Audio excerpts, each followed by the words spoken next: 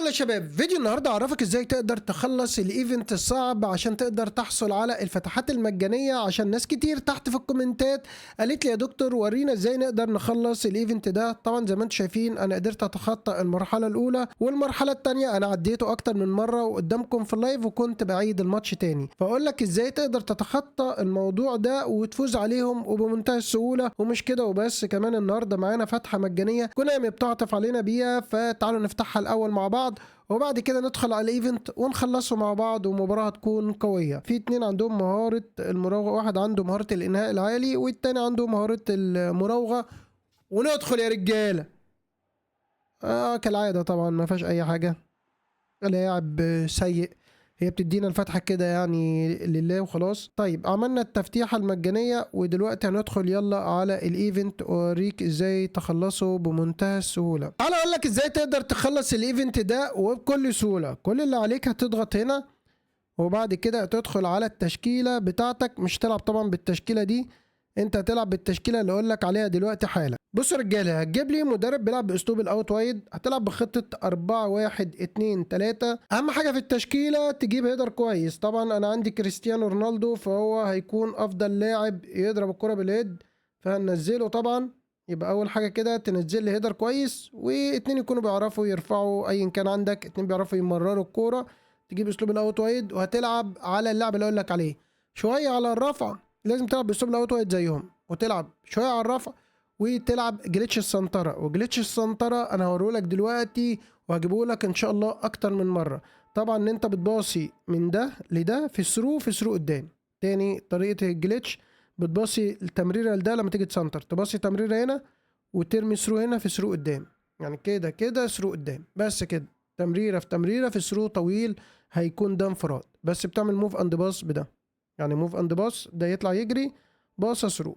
تعالوا كده ندخل مباراة ونتفرج على الكلام اللي انا قلته لك ده، هنطبقه وهوريك ازاي انا هقدر افوز عليهم بمنتهى السهولة. طيب يا رجالة، المباراة تبتدي وانا هوريها لكم من اول دقيقة لاخر دقيقة ونحاول ما نقصش فيها كتير. طبعا هم يباصوا، اهم حاجة تلعب انت اوت وايد. تمريرة حلوة وبيغير ملعب، هو دايما بيلعب على ديفيد بيكهام وبيكهام بيغير حلو.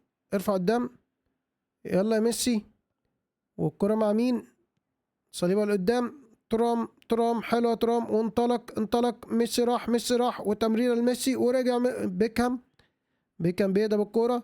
هنلعب واحد في النص شوية والناحية التانية فاضية اهو في النص، ثرو قدام. يلا ده ثرو يا ميسي. كل لعبه هو على الناحية دي بيكهام، ديفيد بيكهام. وشفت المراوغة بتاعت بيكهام دي، وبيلعبوا ديفيد بيكهام بيعمل مراوغات حلوة. فييرا، ميسي تانية، وتعالى ميسي معايا وبسرعة خدها. يلا انطلق يا رونالدو، انطلق يا رونالدو، خد يا رونالدو يا راجل. هنعمل واحدة اتاك،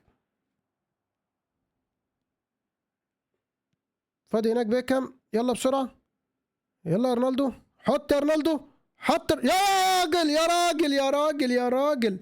ويلا يا رونالدو، خد الناحية التانية يا عم رونالدو، حط يا راجل يا راجل. شيل قدام. ديفيد بيكهام حطها والله